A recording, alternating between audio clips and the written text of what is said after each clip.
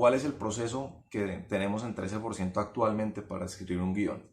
Lo primero es que, entonces uno ya hizo la entrevista, tiene ese audio lo metemos en el software de edición que se llama Audition, y lo primero que yo hago es escucharlo, no escribir, no decidir de qué va a ser, escucharlo. Y lo escucho, y mientras voy escuchando, voy escribiendo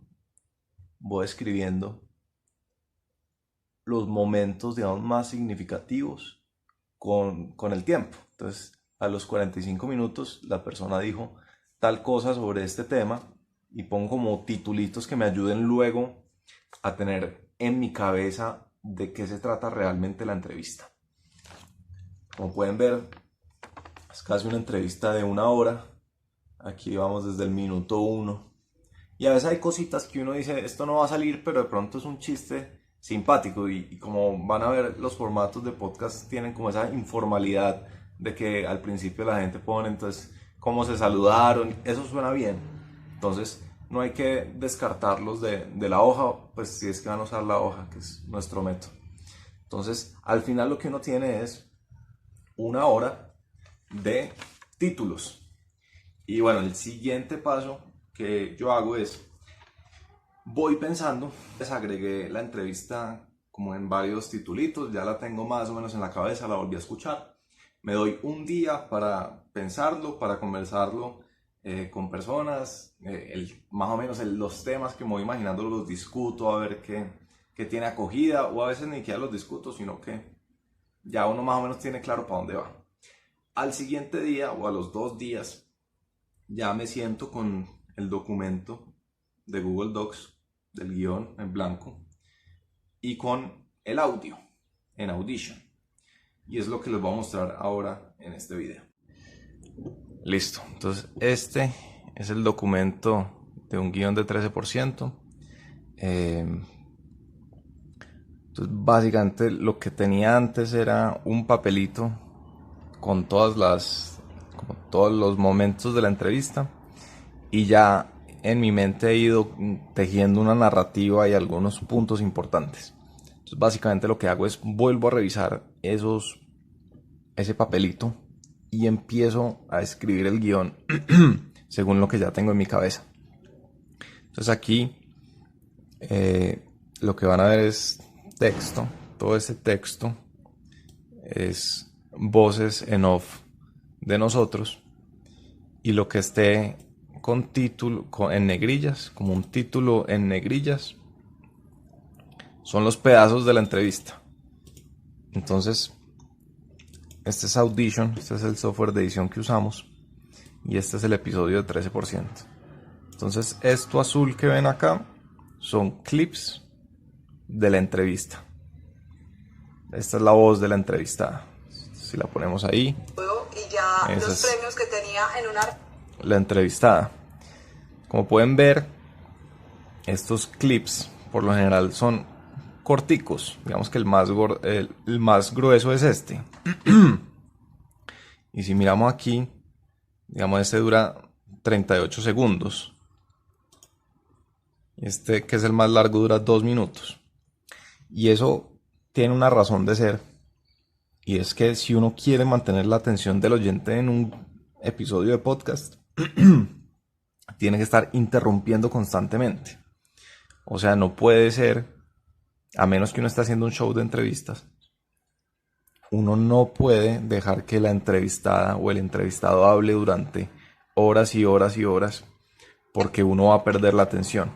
Entonces, por eso les decía, las voces en off, digamos, las cosas que uno escribe, no son simplemente para tejer este pedazo con este pedazo. Esto tiene que sumar y tiene que cumplir una función. Y parte de la función es interrumpir al entrevistado para mantener la atención.